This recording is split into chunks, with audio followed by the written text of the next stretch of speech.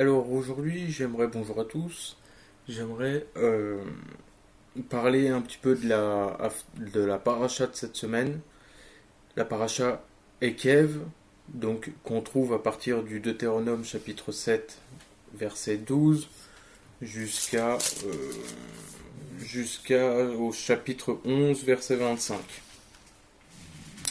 Et puis sa Haftara, c'est Ésaïe 49, 14 à Ésaïe 51, verset 3, où il nous est parlé un petit peu de la consolation d'Israël, une période dans laquelle on est depuis qu'on a passé Tisha B'Av, c'est-à-dire que Tisha B'Av c'est vraiment un jour sombre, triste, où on se souvient d'événements dramatiques qu'a vécu le peuple.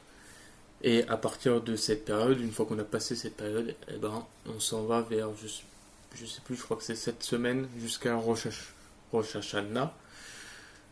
Donc la nouvelle année euh, civile, on va dire. Et on va donc dans la consolation et on se prépare également à Yom Kippour, avec le mois des Houls, tout un travail qui est fait sur soi-même, etc. Là, on est dans une période vraiment de consolation, mais aussi de travail sur soi pour arriver jusqu'à Rosh Hashanah et Yom Kippour. Et donc, la paracha de cette semaine, elle se nomme Ekev. Et il y a certains... Alors, c'est vraiment une paracha où il y aurait beaucoup de choses à dire. Notamment le chapitre 8 qui est vraiment magnifique à étudier et qui peut, et j'invite vraiment chacun à aller étudier ce chapitre 8 parce qu'on va en parler un petit peu, mais je ne parlerai pas de tout. Euh, c'est vraiment une paracha que je trouve, elle est vraiment profonde et puis elle nous parle. Elle va nous parler encore une fois dans nos temps. On va voir qu'il y a des choses qui sont très intéressantes. Et j'aimerais premièrement juste très rapidement parler du premier mot, donc la paracha Ekev, c'est pas le premier mot, c'est le deuxième. Ekev, ça veut dire parce que ou une conséquence. C'est dû à une conséquence. Conséquence de quoi? Eh ben, de l'obéissance. Là, dans le contexte, on va parler de la conséquence de si vous m'obéissez ou si vous ne m'obéissez pas. Et on peut faire le lien avec la paracha de la semaine dernière, Vaïtranan. Les deux, je pense, elles sont étroitement liées. Et donc, en gros, dans cette paracha, on a cette idée de retrouver un peu comme le chemin de la malédiction ou de la bénédiction. L'alliance, Dieu parle au peuple et il dit voilà, si vous m'obéissez, etc., eh ben, vous serez bénis, toutes les nations devant vous seront écrasées, etc. Mais par contre, si vous désobéissez, bah, la pluie ne viendra pas, etc. C'est des petits points que j'aimerais vous parler un petit peu aujourd'hui. Et ce qui est très intéressant, c'est que ce mot Ekev, Aïn Kof Beit, la première fois qu'il est employé, c'est dans l'histoire de Abraham lors du sacrifice d'Isaac, lors de la ligature d'Isaac. Et je vais vous lire le verset sur lequel ce mot Ekev est pour la première fois employé. Vous allez comprendre par vous-même. Genèse 22, verset 18. Toutes les nations de la terre se béniront par ta descendance parce que tu m'as écouté. Et là, j'aimerais juste creuser un petit peu, premièrement, cette pensée. Donc, comme on a dit, la paracha de cette semaine, Ekev, nous parle de si tu m'obéis. Mais la première fois qu'il est employé, littéralement, c'est parce que tu m'as écouté. Et dans les parachutes précédentes, on a vu, surtout celle précédente, Vaïtranan, on a parlé du Shema Israël, qui est la prière ultime que les Juifs prononcent ou chantent, récitent, si on peut dire, 2 fois par jour pour un homme, c'est matin et soir. Et quel est le premier mot? C'est Shema, c'est écoute. Et là, Abraham, voilà, Dieu dit, toutes les nations de la terre seront bénies par ta descendance, en toi, parce que tu as écouté ma voix. Il y a une conséquence. Et je trouve ça très intéressant le parallèle qu'on peut faire déjà avec la paracha de cette semaine, qui nous renvoie encore une fois aux patriarches. N'oubliez pas, j'en avais déjà parlé, que les patriarches, la foi d'Abraham, c'est nos racines. Si on veut aller creuser Romains 11, je renvoie vers ces études-là. Les racines peuvent dire plusieurs choses, mais elles nous renvoient automatiquement vers une racine juive et notamment vers la foi des patriarches, l'obéissance des patriarches, et notamment celle d'Abraham. Parce que la foi qu'on a, c'est la foi d'Abraham. Lisez Hébreux 11.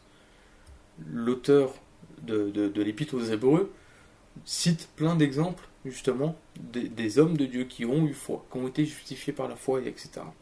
Bref, petite digression qui n'était pas prévue. Donc voilà, je vous invite à faire le lien avec cette première parole qu'on peut retenir, c'est « parce que tu m'as écouté ». Et ça, vraiment, que Dieu nous aide à toujours écouter davantage. Et j'aimerais, dans un premier temps, parler d'une chose. On a parlé d'alliance tout à l'heure. Et j'aimerais corriger quelque chose. Parce qu'on parle beaucoup, souvent même, des tables de la loi. On entend parler, quand on vient parler de la Torah, quand on vient parler de la loi donnée à Moïse, etc., on cite une phrase, table de la loi. Et pourtant, j'ai envie de vous dire que cette expression n'existe pas dans la parole de Dieu. Et c'est cette correction que j'aimerais apporter. Dans la paracha de cette semaine, donc au Deutéronome, chapitre 9, et on peut lire notamment à partir du verset 7, mais je vais m'arrêter sur le verset 11. C'est au bout de 40 jours et de 40 nuits que le Seigneur m'a donné les 2 tables de pierre, les tablettes de l'Alliance. L'Uchot Abrit. Nulle part, j'ai vérifié, nulle part dans la parole de Dieu, vous trouverez les tables de la loi. Nulle part. C'est écrit les tables de l'Alliance. Et là, c'est quelque chose qu'on peut creuser encore plus. C'est vraiment une pensée qu'on peut aller creuser. Et ça, j'invite tout le monde à le faire de son côté. Mais c'est une petite précision que dès le début, quand j'ai lu cette paracha, je dis punaise, est-ce que le table de la loi, ça existe? Et en fait, j'ai vérifié. À chaque fois que j'ai regardé à chaque fois où le mot l'Uchot est employé, donc l'Uchot c'est au pluriel, les tablettes, et on parle constamment des tablettes de la loi, même dans le Nouveau Testament. Dans l'Épître aux Hébreux, chapitre 9, normalement. Je ne l'ai pas noté, mais normalement c'est chapitre 9. Même dans le Nouveau Testament, il est question de table de l'Alliance. Et en parlant de cette alliance, justement, je vais apporter quelque chose dans cette paracha qu'on peut trouver en lien avec le Mashiach, qui est très intéressant. On va aller dans le chapitre 10, donc Deutéronome chapitre 10, et on va lire les 2 premiers versets. En ce temps-là, le Seigneur m'a dit, taille 2 tablettes de pierre comme les premières et monte vers moi dans la montagne. Tu feras aussi un coffre en bois. J'écrirai sur ces tablettes les paroles qui étaient sur les premières tablettes que tu as brisées et tu les mettras dans le coffre. Alors, les commentateurs rabbiniques, il y a divers avis. Il y en a qui disent qu'il y a les 2 tablettes, enfin les 4 tablettes qui seraient dans l'arche, donc les premières qui ont été brisées, plus les 2 nouvelles, et d'autres qui disent non, il n'y a que les 2 nouvelles. Donc, sur ce point-là, je ne me prononcerai pas, mais par contre, je trouve ça intéressant qu'il y a quand même ce débat-là au niveau des commentateurs, parce qu'il y en a qui disent, même les tablettes brisées ont été mises dans l'alliance, dans le coffre, alors que non. Alors que d'autres vont dire seulement les deux suivantes, les 2 données en deuxième à Moïse. Je vais y arriver. Et ce qui est très intéressant, quand on va dans l'hébreu, c'est que le coffre en question, donc on nous parle de l'arche de l'alliance, c'est Aaron en hébreu. Et Aaron, c'est un mot qui est très intéressant parce que ça veut dire aussi tombeau. Littéralement, c'est un tombeau. C'est un coffre, c'est un coffre en bois. Et ça peut vouloir dire également un tombeau. Premièrement, ce mot-là, il a le même poids numérique qu'un mot qu'on a vu il n'y a pas longtemps. Ahar. Ahar. La malédiction. Aleph, Reish, Reish. Qu'on a vu dans l'étude que j'avais apportée sur Bereshit, où justement on a dit que Dieu a créé dans un principe de bénédiction. Voilà pourquoi la Torah commence par un beit plutôt que par un Aleph qui nous renvoie à Ahar, la malédiction. Eh bien, Achon, qui veut dire, comme on l'a dit, coffre, ou tombeau, ou arche, nous renvoie à malédiction. Et là, je vais relire le texte et je veux faire le lien maintenant avec le Mashiach. Donc le verset 2, « J'écrirai sur ces tablettes les paroles qui étaient sur les premières tablettes que tu as brisées et tu les mettras dans le coffre. » Comme on a dit avant, ce n'est pas les tablettes de la loi, c'est les tablettes de l'alliance. Et l'alliance, Dieu, l'Éternel, demande à Moshe de mettre l'alliance dans le tombeau. Et là, je vous invite à faire le lien avec le Messie. Le Messie, c'est l'alliance nouvelle dans le tombeau, dans sa mort. Voilà un très beau parallèle qu'on peut trouver dans cette paracha. Et je vais même aller encore plus loin. On a dit que Achon, qui veut dire coffre, tombeau, arche, a le même poids numérique qu'Achar. Achar qui veut dire la malédiction. Que nous dit le Nouveau Testament? Ou même Ésaïe 53, il me semble. Il a été fait malédiction. Non, c'est pas Ésaïe 53. Mais il a porté la malédiction sur lui et il a été jusqu'au tombeau. Je trouve ça magnifique, cette profondeur du texte qu'on peut trouver dans cette paracha-là. Et pour moi, ces deux versets qu'on vient de lire, c'est Dieu qui demande à Moshe de mettre l'alliance dans le coffre. C'est prophétique. Bien entendu que c'est prophétique. Il y a aussi un autre point que j'aimerais apporter qu'on peut trouver dans cette paracha, donc vous avez compris que je ne vais pas lire toute la paracha, mais je m'arrête sur les points que vraiment en fait le Seigneur m'a indiqué à étudier, à apporter. Un autre point qui va nous parler maintenant pour nos temps. On va lire dans le chapitre 11, cette fois-ci, à partir des versets 11 jusqu'au verset 17. Le pays vers lequel vous passerez pour en prendre possession est un pays de montagnes et de vallées qui boit l'eau de la pluie du ciel. C'est un pays dont le Seigneur, ton Dieu, prend soin et sur lequel le Seigneur, ton Dieu, a constamment les yeux du commencement à la fin de l'année. Si vous écoutez mes commandements, tels que je les institue pour vous aujourd'hui en aimant le Seigneur, votre Dieu, et en le servant de tout votre cœur et de toute votre âme, je donnerai à votre pays la pluie en son temps, celle de l'automne et celle du printemps, et tu récolteras ton blé, ton vin et ton huile. Décidément. Et tu récolteras ton blé, ton vin et ton huile. Je mettrai aussi dans tes champs de l'herbe pour tes bêtes. Tu mangeras et tu seras rassasié. Gardez-vous de vous laisser duper et de vous écarter en servant d'autres dieux et en vous prosternant devant eux.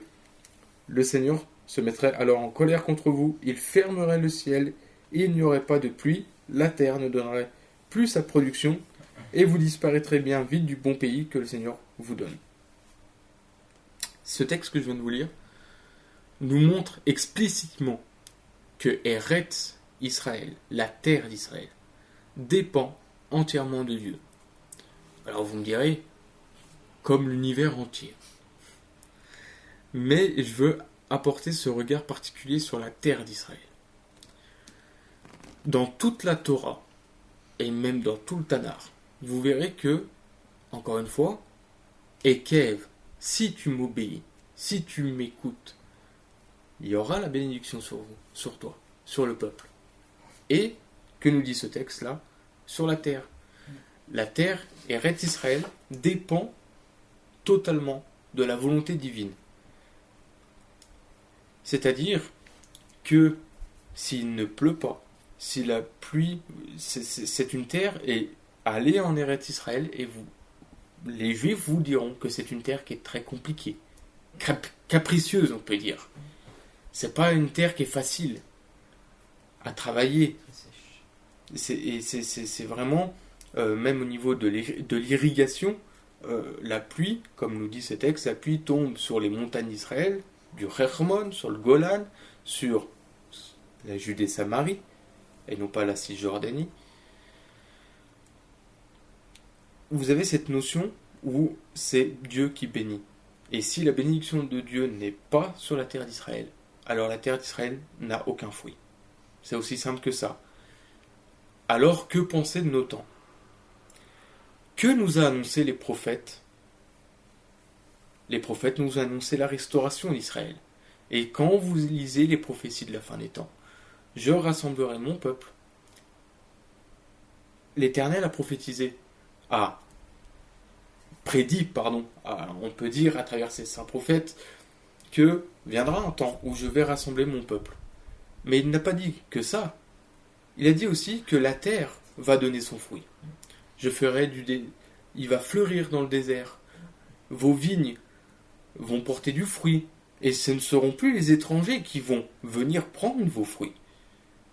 La terre, Eretz Israël, va refleurir, va redonner son fruit. Allez en Eretz Israël aujourd'hui. Voyez combien les fruits d'Israël sont bons.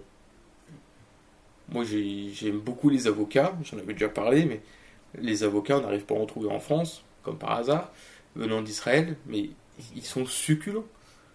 Les dattes, tous les fruits que vous trouvez, et ça va de mieux en mieux. Le vin également. Donc, cette paracha de cette semaine nous dit, voilà, c'est un pays dont le Seigneur, ton Dieu, prend soin et sur lequel le Seigneur, ton Dieu, a constamment les yeux du commencement à la fin de l'année.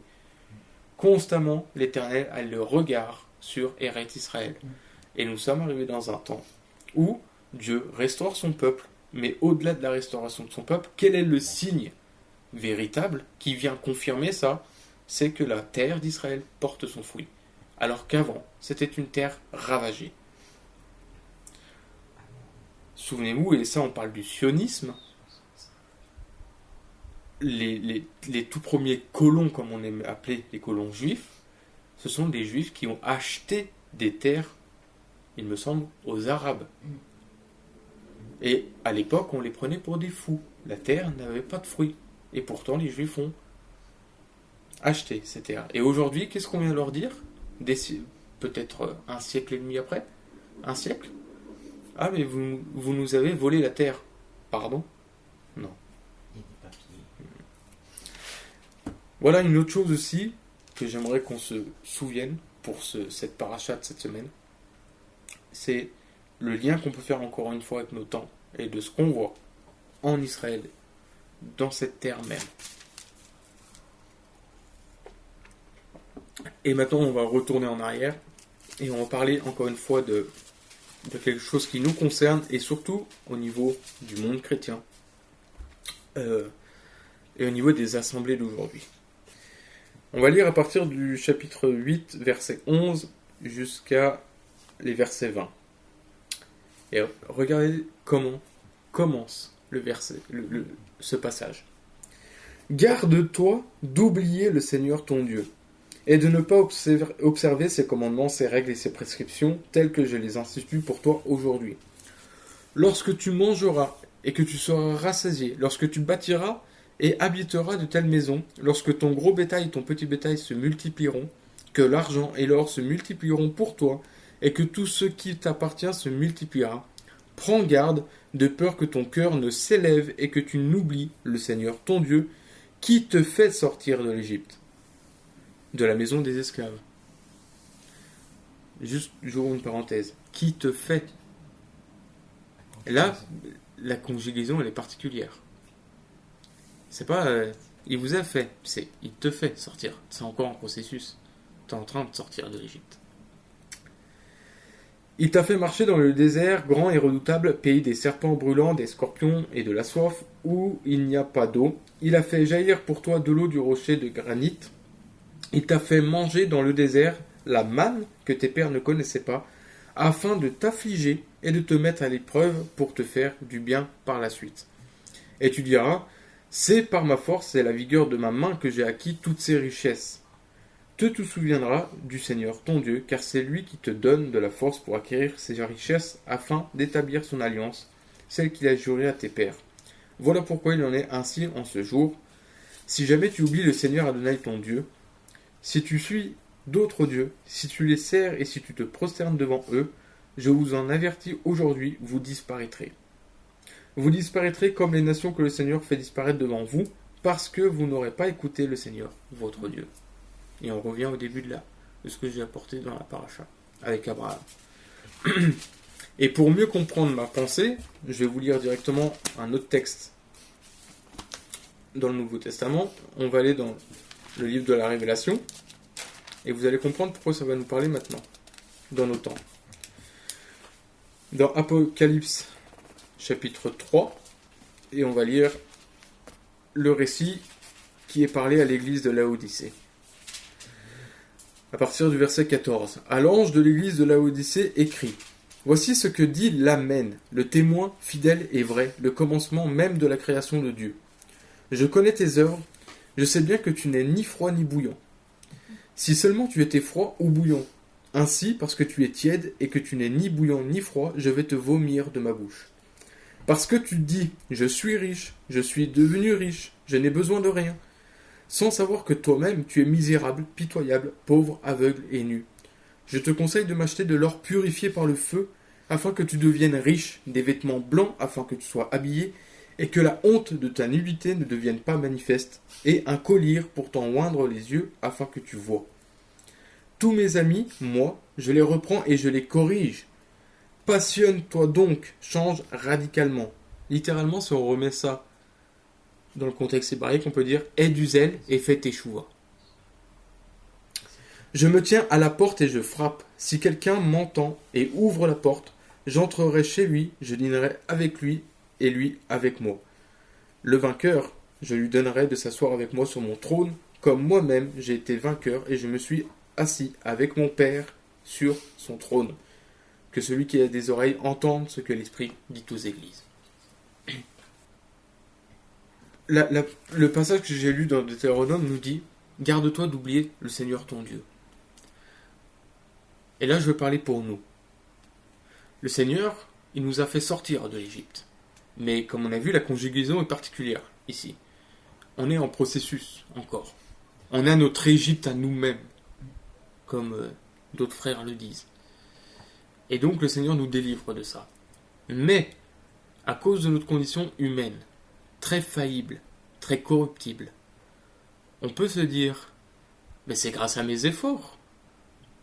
C'est grâce à mes efforts que je suis sorti d'Égypte. C'est grâce à ma propre force, c'est grâce à ce que moi j'ai fait.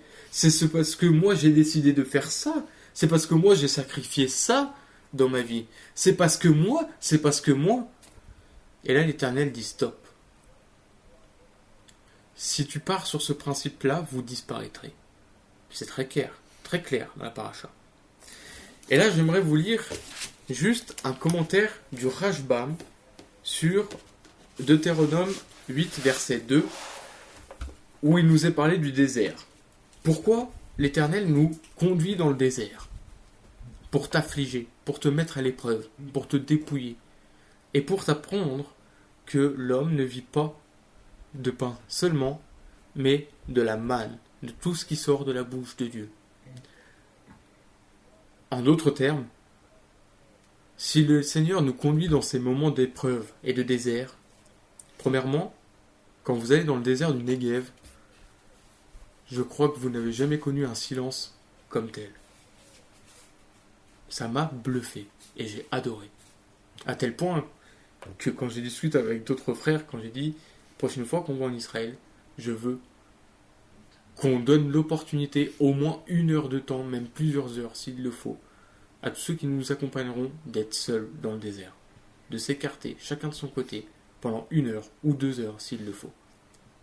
et d'aller écouter. Parce que dans le désert, c'est aussi pour montrer, et ça c'est la paracha de cette semaine qui nous dit, chapitre 8, nous dit, pour voir si tu suis mes commandements. Dieu, quand il nous conduit dans le désert, il nous éprouve pour voir si on va être fidèle.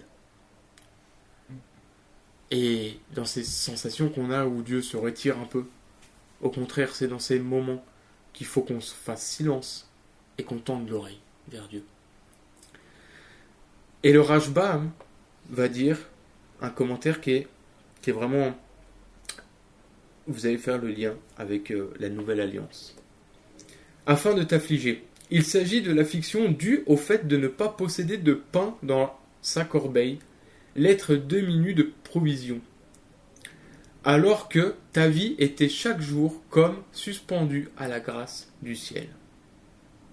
Chaque jour. Et c'est ce que nous dit la paracha. Chaque jour,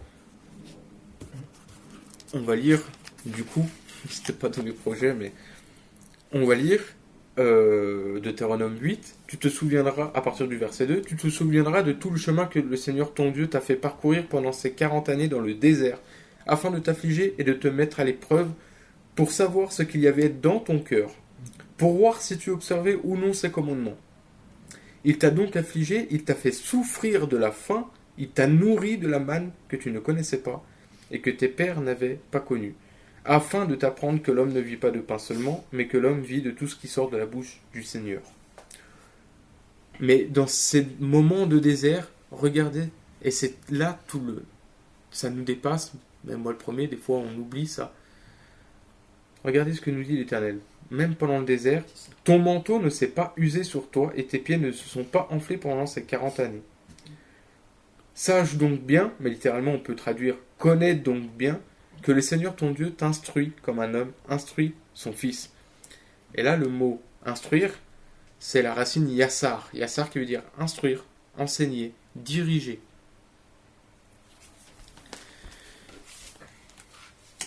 Ces moments de désert, c'est une bénédiction. Et donc, je vais revenir à ce que on a lu dans le livre de l'Apocalypse. Ce sont des reproches très durs de la part du Seigneur dans l'église de Laodicée, qui nous concernent, je crois, très particulièrement dans nos temps. Et il va dire un conseil. Je te conseille de m'acheter de l'or purifié par le feu, afin que tu deviennes riche, des vêtements blancs, afin que tu sois habillé. Qu'est-ce qui est purifié par le feu ? Quand vous lisez le Nouveau Testament, et même la parole, vous remarquerez que c'est la foi. Dieu vous met à l'épreuve pour épurer, pour éprouver votre foi, non pas pour la mettre à zéro, non pas pour qu'elle grandisse en quantité, mais pour la faire grandir en qualité. Voilà pourquoi on a besoin d'aller dans le désert. Et donc, pour nos assemblées d'aujourd'hui, pour nos pasteurs d'aujourd'hui, tu te crois riche, tu crois que c'est parce que tu as œuvré, tu crois que c'est parce que tu as fait des choix, parce que parce que c'est avec tes propres forces que tu as une grande assemblée, que ton assemblée est bénie. Prenez garde, parce que là vous attribuez la gloire sur vos propres forces, sur ce que vous avez donné vous-même. En fait, plutôt que de reconnaître la grâce de Dieu, la providence de Dieu, l'enseignement de Dieu chaque jour, en fait, vous oubliez Dieu.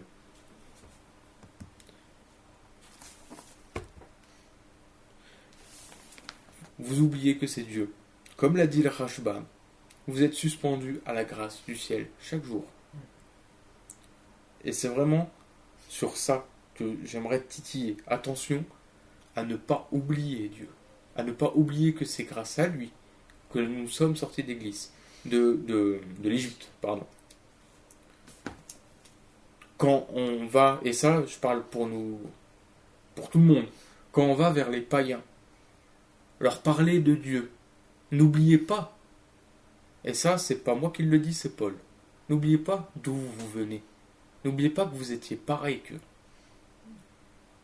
N'oubliez pas que vous avez la même manière de penser que le monde. Et j'ai une parenthèse à faire. Si on peut éviter de penser comme le monde au sujet d'Israël, ce sera déjà bien aussi. Bref. Donc voilà les enseignements qu'on peut tirer un peu de cette paracha de cette semaine. Que là où Moshe fait le bilan, si on peut dire, de toutes ces années du peuple dans le désert, avant de rentrer dans Israël, avant de rentrer en possession des promesses, j'ai envie de faire le lien avec nous, avant de rentrer dans nos promesses qui nous sont données par Yeshua, le salut éternel, le royaume, toutes ces choses-là, eh ben, pendant 40 ans, vous avez été dans le désert, où Dieu vous a éprouvé pour vous apprendre, pour vous purifier, vous éprouver votre foi. Prends garde pendant ce temps-là d'oublier Dieu. Que même si tu as une vie qui est bénie, et Dieu merci, prends garde de l'oublier. Parce que justement, c'est là toute la tristesse de l'histoire d'Israël. La terre a tellement donné son fruit qu'Israël en a oublié Dieu. Les bêtes sont devenues grasses. Shlomo est devenu extrêmement riche, un des rois les plus riches que la terre ait connu, si ce n'est le plus riche de la terre que la terre ait connu, pardon. On parle de must aujourd'hui, mais mon petit, t'avais Shlomo avant toi déjà. Bref, c'est bien d'être béni de Dieu. Dieu merci, Dieu ne veut que ça, il veut nous bénir. Mais si on prête attention trop à ça, à ces bénédictions, comme on voit dans plein d'assemblées aujourd'hui, Dieu va vous bénir, Dieu bénis-moi, Dieu guéris-moi, Dieu... Oui, mais il n'y a pas que ça que je veux dans ta vie. Je veux te purifier, je veux te sanctifier, je veux que tu sois prêt pour mon royaume. Je veux te délivrer de ton Égypte. Donc, voilà, parce que tu te crois riche, tu es pauvre et nu, si ça peut parler à des assemblées aujourd'hui. Et j'aimerais donc terminer par un verset, 2 versets, qui va être notre conclusion. Donc je retourne dans ma paracha. On va lire un verset dans la paracha, donc dans Deutéronome chapitre 10, verset 12. Maintenant, Israël, que demande de toi le Seigneur ton Dieu, si ce n'est que tu craignes le Seigneur ton Dieu en suivant toutes ses voies, en aimant et en servant le Seigneur ton Dieu de tout ton cœur et de toute ton âme. Qu'est-ce que demande simplement le Seigneur? Que tu l'aimes, que tu le serves et que tu le craignes. Si on devait résumer, c'est ça. Et on va aller dans notre bien-aimé prophète Ésaïe, donc dans la Haftara. Non, chapitre 50, je vais aller verset 10, et là je parle pour tous ceux qui sont dans le désert, qui sont au creuset, comme on peut dire. Eh ben, ce verset, je crois qu'il va parler au cœur. Ésaïe chapitre 50, verset 10. Qui parmi vous craint le Seigneur en écoutant son serviteur? Là, on peut faire le lien avec le Messie. Quiconque marche dans les ténèbres et manque de clarté, qu'il mette sa confiance dans le nom du Seigneur et qu'il s'appuie sur son Dieu. Dans ces moments de désert, dans ces moments où on n'entend pas Dieu, où Dieu s'est un peu retiré, où on ne sait pas trop quoi faire, on ne sait pas trop quoi dire, quoi penser. Mets ta confiance dans le Seigneur. T'appuie pas sur toi-même, sur tes propres efforts. Demeure dans ce que tu as appris. Reste fidèle à Dieu. Voilà ce que tu as appris. Pratique-le bien, ne pratique pas le mal, etc. Marche. Tends l'oreille. Fais silence et tends l'oreille vers Dieu. Et mets ta confiance dans le Seigneur. Voilà les enseignements qu'on peut tirer de cette paracha et de cette haftara de cette semaine. Que le Seigneur vous bénisse, Shabbat Shalom à tous, et que la parole de Dieu porte des fruits en nous.